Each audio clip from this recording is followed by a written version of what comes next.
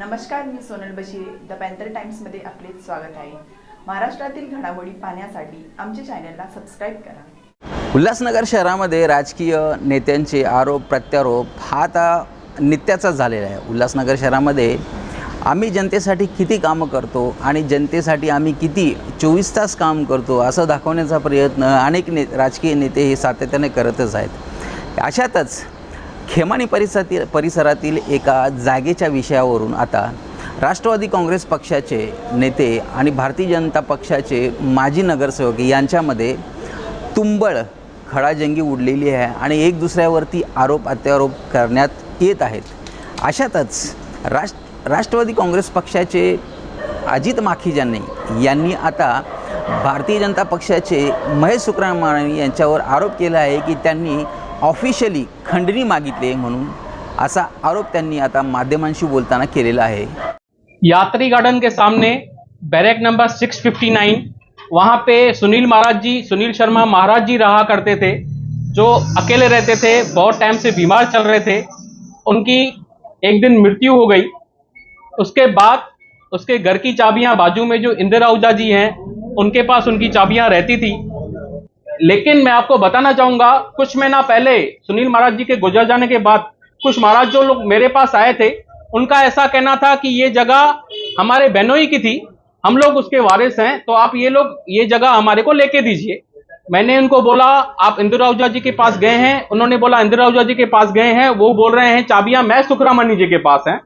फिर हम लोग महेश सुक्रामणी जी के पास गए तो महेश सुक्रामणी जी बोलता है चाबियां इंदिरा आहूजा जी के पास है, वो हमें घुमा रहे हैं ऐसा करके. तो मैंने बोला अगर आप कोई वारिस का मेरे को ऐसे प्रूफ देते हो कि आप उसके वारिस हो तो मैं इसमें आपकी हेल्प करूंगा. मैंने पहले भी ऐसे कुछ जगह हड़प हो रही थी या ट्री कटिंग की घटनाएं थी, उसके लिए आवाज उठाई है, उस पर लगाम लगाई है. शायद उसी वजह से मेरे ऊपर ये सब बातें हो रही हैं.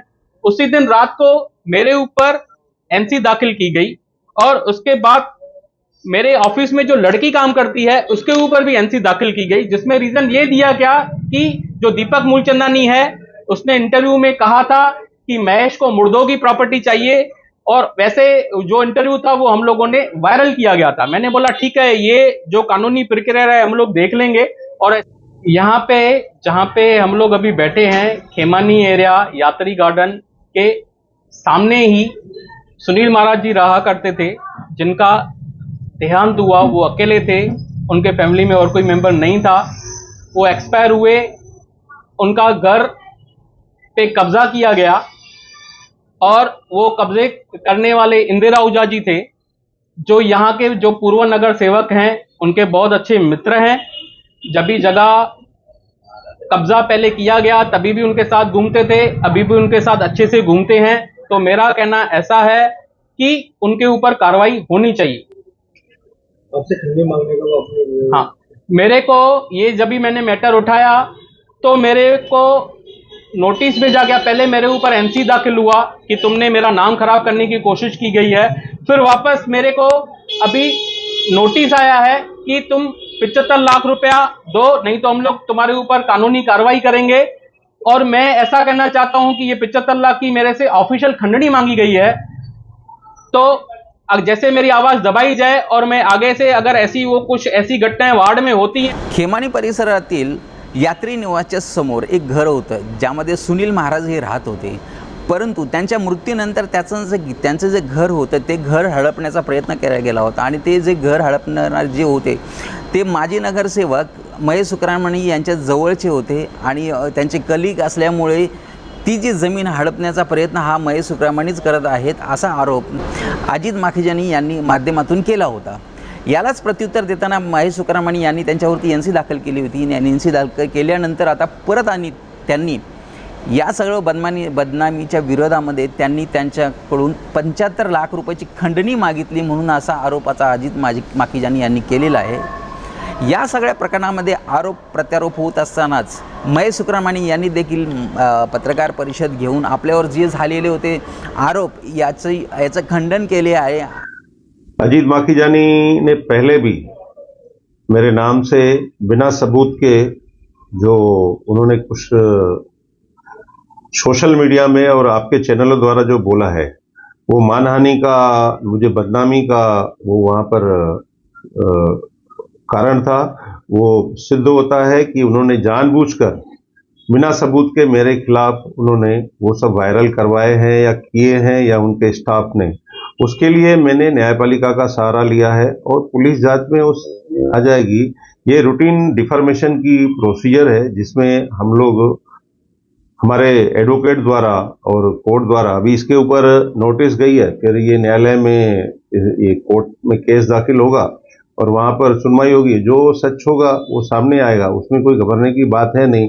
और अजीत माखीजानी 1.5 साल से अगर ऑफिस यहाँ पर खोल के बैठे हैं और बारंबार ये कहते हैं कि मेरा वार्ड, जब भी मेरा ही वार्ड नहीं है वो उसके कहने के हिसाब से मैं भूतपूर्व नगर सेवक हूँ, तो अभी मुझे ये समझ में नहीं आता है। चुनाव आने दो, उसके बाद में देखेंगे, जो जीतेगा वो सिकंदर है। आप आना, लड़ना, आपको चुनाव लड़ने के लिए हम आमंत्रित भी करते हैं और लड़ना भी चाहिए। लोकतंत्र में आपका स्वागत है और पहले भी मैंने आपका स्वागत किया है, लेकिन आप बिना सबूत के जगह के बारे में, किसी बारे में जिसका मेरा कोई लेना देना नहीं, मेरा उससे कोई वास्ता नहीं, और जबरदस्ती आप मुझे इन्वॉल्व करेंगे। और दीपक मूलचंदानी को किसने स्पॉन्सर किया है और क्या किया है वो जल्दी जांच में आपके सभी के सामने आ जाएगा। उसकी स्टेटमेंट भी आपके पास आ जाएगी थोड़े दिन में। वो खुद बोलने वाला है कि किसने उससे क्या चीज़ कहलवाई है। जल्दी एपिसोड आपके द्वारा मैं ये दे दूंगा आपको। सभी को मेरा नमस्कार, जय झूलेलाल। 75 मांगे आपने ऑफिशियली अगर वो बोलता है खंडनी है तो ये न्यायालय द्वारा सिद्ध होता है। न्यायालय साबित न्यायपालिका द्वारा ये सब चीज़ें तय होती है, मेरे बोलने से या किसी बोलने से। लेकिन उन्होंने मानहानि की है मेरे उसने हमारे छवि को धूमिल करने की कोशिश की है।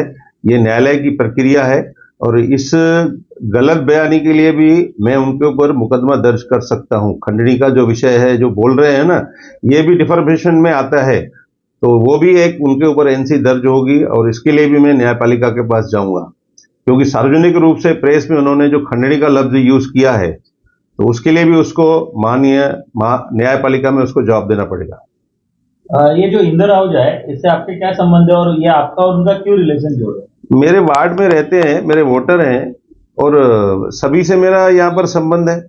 जितने भी वहाँ उनके ऑफिस में बैठते हैं या यहाँ पर बैठते हैं, वार्ड में सर्वाइव करते हैं, इसमें कोई उसमें व्यक्तिगत वाली बात नहीं। आज कोई भी मेरे पास आता है, मेरे से बात करता है या मेरे से मिलने आता है, तो उसका मेरा कुछ व्यक्तिगत कुछ थोड़ी हो सकता है या मेरा संबंध हो सकता है। सभी वार्ड वाली मेरे से वोटर हैं, सभी से मेरे संबंध है, सभी से मेरे को रिलेशन है, सबसे बात उठना बैठना है। तो इसका मतलब यह है कि मैं उनके हर कृत्य में मेरा साथ रहेगा। ये कैसे साबित करोगे आप? त्यांनी असं सांगितलं आहे की अजित माखीजानी सातत्याने माझ्या विरोधात आरोप करतात, कुठल्या प्रकारची शहनिशा न करता ते सातत्याने माझ्यावर आरोप करतात, वेगवेगळे आरोप करून मला बदनाम करण्याचा प्रयत्न करतात, सातत्याने ते प्रयत्न करतात। त्यांनी ओपन चॅलेंज दिलेले आहे त्यांना की जर उभ्या उल्हासनगरमध्ये जर त्यांनी कुठल्याही प्रकारची जमीन हडप केली असेल तर त्यांनी मला पुराव्यासोबत दाखवावे, मग त्यांनी जे सांगेल मी ते ऐकण्यास तयार आहे। या सर्व प्रकरणामध्ये आता आरोप प्रत्यारोपामध्ये असं जाहीर होत आहे की येणारे निवडणुकी डोळ्यासमोर ठेवून राज्यकर्ते एक दुसऱ्यावरती आरोप करतायत, प्रत्यारोप करतायत, परंतु जे खरंच सामाजिक कार्य करतात, ज्यांनी काही कामं केली असतील, त्यांनी अशा प्रकारचे आरोप प्रत्यारोप करण्यापेक्षा कामातूनच आपलं नाव करावं आणि नावातूनच जनतेसमोर त्यांनी यावं।